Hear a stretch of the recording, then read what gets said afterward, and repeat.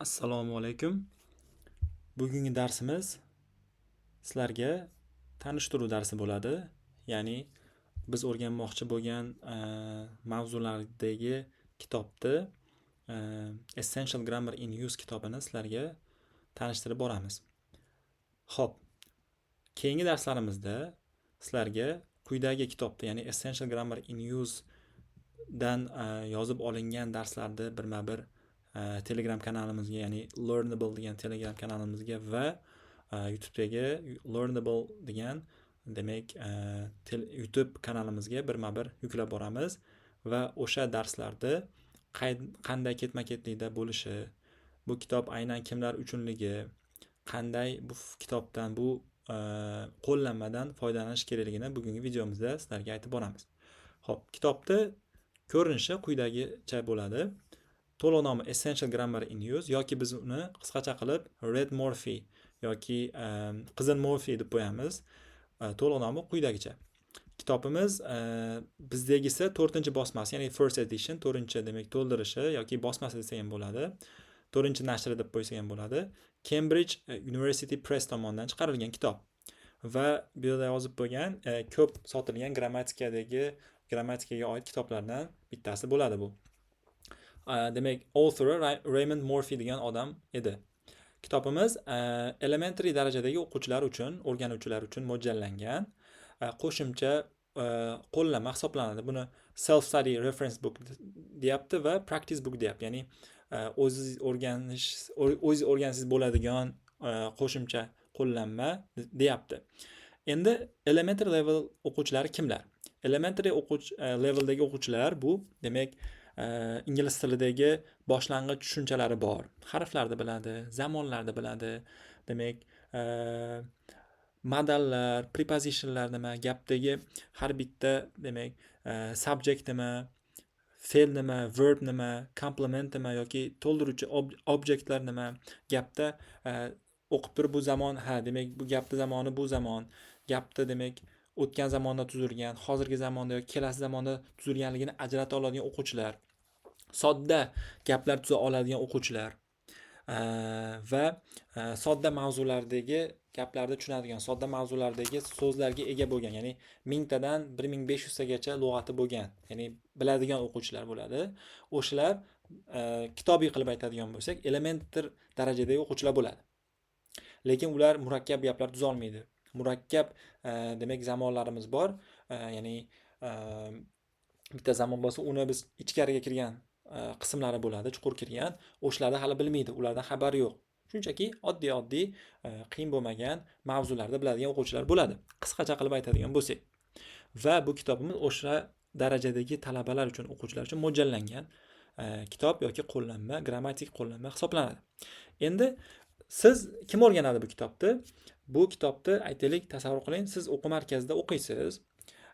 Shu darajada o'quvchisiz.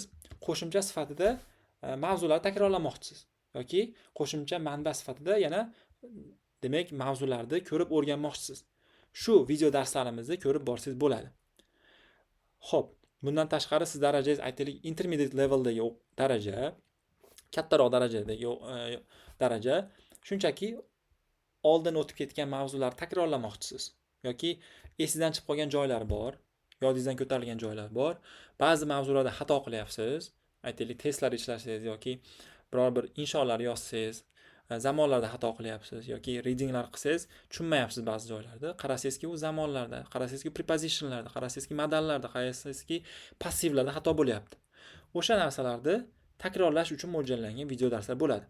Yoki siz o'qituvchisiz, muallimsiz maktabda yoki biror o'quv markazida o'quvchilaringizga o'zingiz tuzgan plan bo'yicha, o'zingizdagi materiallar bo'yicha darslar o'tasiz va uyga vazifa sifatida yana qo'shimcha material qilmoqchisiz, o'quvchilarga berib olmoqchisiz. Shu video darslarimizni yoki shu kitobimizni qo'shimcha material sifatida o'quvchilaringizga bersangiz bo'ladi, bemalol videolarimizni demak tavsiya qilsangiz bo'ladi. Aytganimizdek, Learnable Uz degan Telegram kanalimiz bor. O'sha yerda videolarimiz ketma-ketlikda yuklanadi. Allaqachon 115 ta unitimiz yozib olingan, birma-bir ketma-ketlikda yuklanadi va qo'shimcha tarzda biz YouTube platformasiga ham darslarimizni xudo xolasa yuklab boramiz. Siz xohlasangiz YouTubedan, xohlasangiz Telegramdan tortib olib, o'zingizni demak sinfxonangizda o'quvchilaringizga yoki o'zingiz ham foydalansangiz bo'ladi. Hech qanaqa cheklovlar bo'lmaydi. Va odamlar savol tug'ilishi mumkin. Men o'zim mustaqil o'rgansam bo'ladimi deb savol tug'ilishi mumkin. Agar siz darajangiz yaxshi bo'lsa, ya'ni elementar darajadan kattaroq bo'lsangiz, demak mustaqil avval biror narsani o'rgangan bo'lsangiz yoki biror bir do'stingiz bo'lsa, akangiz, ukangiz bo'lsa, xatolaringizni to'g'rilab turadigan odamlar bo'lsa, bu videolarni ko'rib ketsangiz bo'ladi. Ya'ni kim siz ingliz tilingiz 0, shunchaki shu videolarni o'rganib ketaman deb o'rgana olmaysiz. Ya'ni kim siz tepangizda bir o'qituvchi bo'lish kerak, o'sha mavzularni tushuntirish kerak va qo'shimcha sifatida bu videolarni o'rganib ketsangiz bo'ladi. Demak, ko'rdik. Bu yerda keyingi sahifalarda mana mundarijasi bor. Jami unitlar soni, jami darslar soni 115 tadan iborat. Yana sizda savol tug'ilishi mumkin. Har bitta videoni ketma-ketlikda 1-unitdan boshlab to 115-unitgacha ko'ramanmi degan savol tug'ilishi mumkin. Yo'q deb javob beramiz qisqa qilib. Hattoki kitobning o'zida ham tavsiyalar bo'limi bor. O'sha yerda yozib qo'ygan. Sizda biror bir mavzu bo'yicha, biror bir grammatik mavzu bo'yicha xatolar bo'lyapti. Yoki takrorlamoqchisiz, yoki o'sha narsani tushunmayapsiz. O'sha mavzuni aytaylik, menda o'tgan zamonda muammo bo'lyapti. Test etsam yoki bir mavzularda o'qisam yoki bir gap yozsam, gap tuzayotgan paytimda o'sha mavzuda men xato qilib qo'yibman. Takrorlanib kelyapti o'sha xatolar. Siz endi past mavzusini ochasiz. Ya'ni mana past simple mavzumiz bor. Ular 10-unitdan 14-unitgacha ekan. Siz shu unitlarni ko'rsangiz bo'ldi. Sizdan 115 ta unitni ko'rish vaqtingizni sarflash talab qilinmaydi. Tushunarlimi? Biz shunchaki unitlarni hammasini yuklab qo'yamiz. Siz ularni ichidan tanlab ko'rsangiz bo'ladi. Tushunarlimi? Aytaylik, passiv mavzusida xatolar qilyapsiz. Passivga oid mavzumiz 21-22-unitni ko'rsangiz bo'ladi. Yoki prepositionlar mavzusida xato qilyapsiz yoki predloglar mavzusida xato qilyapsiz. A bilan the predloglarimizni xato qilyapsiz, chalkashtirib olyapsiz. Shu mavzular 65 dan boshlab 73 gacha ko'rsangiz bo'ladi. Tushunarlimi? Har bitta 115 ta unitda siz vaqtingizni sarflab ko'rishingiz talab qilinmaydi. Tushunarlimi? Jami 115 ta unit bor. Har bitta unitga biz video darslarimiz yozib bo'lingan, ketma-ketlikda yuklaymiz va qo'shimcha tarzda appendixes bo'limi bor. O'sha bo'limlardan tepadagi mavzularga oid ba'zi demak tablelar bor, ya'ni jadvallar bor. Noto'g'ri fe'llar jadvali va shunga o'xshagan boshqa jadvallarimiz bor. O'sha bo'limlarga o'ting degan ko'rsatmalar bo'ladi. O'sha bo'limlarga mana betini topib o'tsangiz bo'ladi. Va kitobimizda oxirida javoblari ham bor. Ya'ni exercise'larda javoblari ham bor. Xo'p. Endi bu yerda hozirgi aytgan gaplarimni to'liq qilib yozgan, men qisqartirib sizlarga aytib bordim. Darslarimiz qanday ketma-ketlikda bo'ladi? Biz darsni 1-unitdan boshlaymiz, gaplarni o'qiymiz, tarjima qilamiz va gapdagi har bitta subyekt nima, demak, undan keyin kelayotgan to be nima, undan keyingi to'ldiruvchilar nima, olmoshlar nima, qisqacha qilib tushuntirib boramiz, tarjima qilib boramiz, yuzaga kelish mumkin bo'lgan xatolarni aytib boramiz. Tushunarligi?